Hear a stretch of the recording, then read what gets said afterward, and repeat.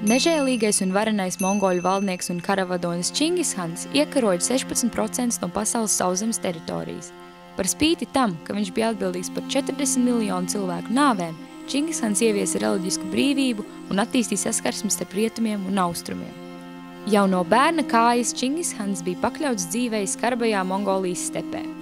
Viņa tēvs tika nogalināts, kad Čingishanam bija tikai 9 gadi. Vēlāk Čingishans, viņa māte, brāļi un māsas tika izraidīti no cilts. Čingishans uzauga medījot un cenšoties izdzīvot. Stāsta, ka viņš, badamākts, pat nogalinājis savu brāli. Savus tīņa gadus viņš pavadīja verdzībā. Leģendas apvīja gandrīz visus mongoļu sadzīves aspektus.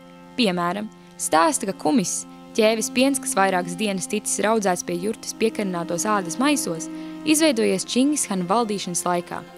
Pirmoreiz to iedzēris, viņš esot pamatīgi apreibis un bučojies ar stavu. Tādēļ nākamajā rītā viņš ir pasludinājis, ka viss kumiss ir jāsalē mucās un jāiemet upē. To vairs neviens nedrīkstot dzert. Taču sagadījās tā, ka pēc pāris dienām Čingishans ar savu nometni pārcēlās uz upes augšteci, kur brīnumainā kārtā bija izpeldējušas mucas ar kumisu. Čingishans to uzskatīja par dievu zīmi un pasludināja, ka turpmāk visi kumisu dzers, bet ar mēru.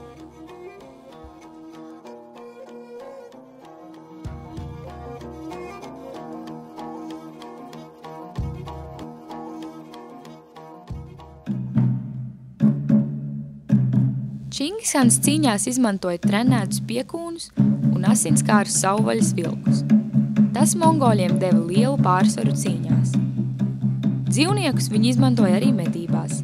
Tie veikli ķēra medījumu un lūkoja pēc ienaidnieka tuvu un tālu.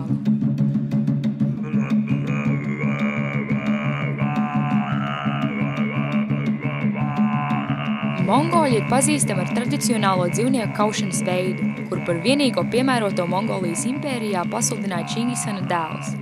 Dzīvnieks tiek nogalināts ar roku pāraujot muguras artēriju.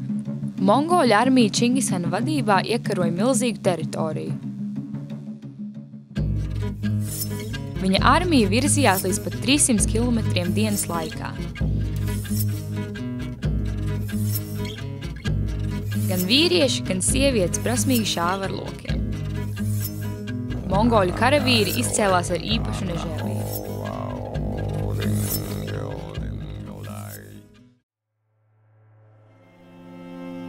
Čingishans lūdza dievus pirms svarīgām kaujām.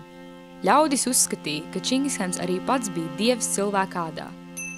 Mongolijā vēl šobaldien godā Čingishanu un uzskata viņu par svētu.